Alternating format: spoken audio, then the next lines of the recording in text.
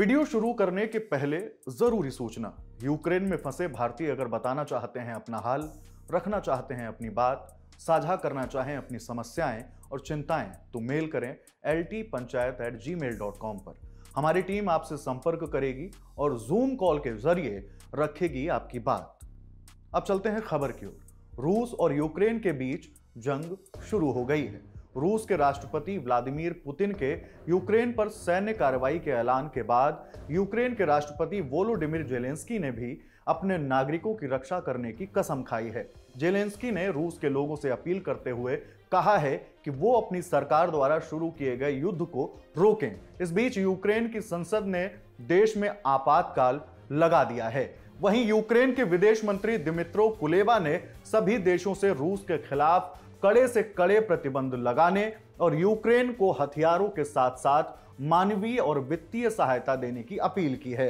Ukraine की राजधानी Kyiv, Odesa, Kharkiv, Donetsk, Luhansk में लगातार धमाकों की आवाज सुनाई दे रही है। यूक्रेन के अधिकारियों ने कहा है कि राजधानी कीव में स्थित इमारतों और सैन्य प्रतिष्ठानों पर क्रूज और बैलिस्टिक मिसाइल से भी हमला किया गया है। यूक्रेन ने रूस के 5 फाइटर प्लेन गिराने का दावा भी किया है।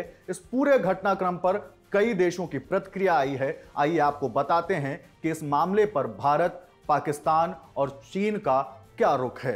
रूस और यूक्रेन के बीच चल रहे इस पूरे घटनाक्रम को लेकर अभी तक भारत के प्रधानमंत्री नरेंद्र मोदी की तरफ से तो सीधे तौर पर कोई प्रतिक्रिया नहीं दी गई है, लेकिन भारत ने संयुक्त राष्ट्र सुरक्षा परिषद में अपनी बात रखी है। संयुक्त राष्ट्र में भारत के स्थायी प्रतिनिधि और शीर्ष राजनयिक टीएस तिरुमूर्ति ने इस पूरे घटनाक्रम पर दुख जताया है। उन्होंने ये भी कहा है कि परिस्थितियां और ज्यादा बिगड़ सकती हैं, एक बहुत बड़ा संकट खड़ा हो सकता है। भारत की तरफ से कहा गया कि अगर इस पूरे मामले में बहुत ही सावधानी से हस्तक्षेप नहीं किया गया तो क्षेत्र की सुरक्षा और शांति गंभीर खतरे में पड़ सकती है।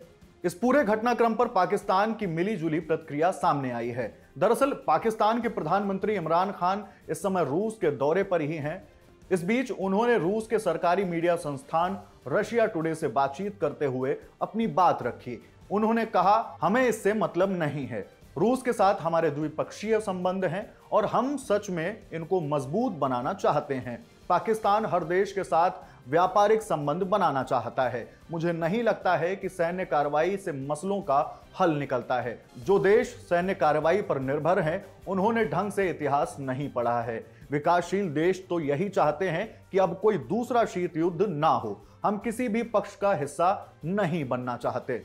रूस की तरफ से पूर्वी यूक्रेन के दोनेत्स्क और लुहांस्क को स्वतंत्र देशों के तौर पर मान्यता दिए जाने के बाद इमरान खान ऐसे पहले वैश्विक नेता हैं जो रूस के दौरे पर गए हैं। इस बीच अमेरिका ने पाकिस्तान से साफ तौर पर कहा है कि हर जिम्मेदार देश को अपनी जिम्मेदारी को समझते हुए यूक्रेन में हुए रूस की कार्रवाई पर आपत्ति दर्ज करानी चाहिए। इस पूरे घटनाक्रम पर चीन की भी प्रतिक्रिया आई है। संयुक्त राष्ट्र सुरक्षा परिषद में चीन की तरफ से कहा गया है कि उसे लगता है कि यूक्रेन मुद्दे के शांतिपूर्ण हल के सभी दरवाजे अभी बंद नहीं हुए हैं और ना ही बंद किए जाने चाहिए।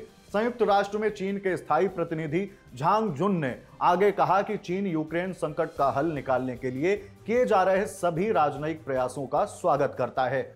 हालांकि इंडिया टुडे के मुताबिक रूस यूक्रेन के युद्ध पर चीन की सरकार ने अपने मीडिया संस्थानों को एक विशेष आदेश दिया है। इसमें स्पष्ट रूप से कहा गया है कि चीनी सरकार द्वारा संचालित मीडिया संस्थानों को रूस यूक्रेन के विवाद के दौरान रूस की आलोचना करने वाली किसी भी कवरेज से दूरी बनाकर रखनी है। यानी इस पूरे विवाद पर चीनी न्यूज चैनलों, अखबारों और वेबसाइटों को रूस की आलोचना नहीं करनी है।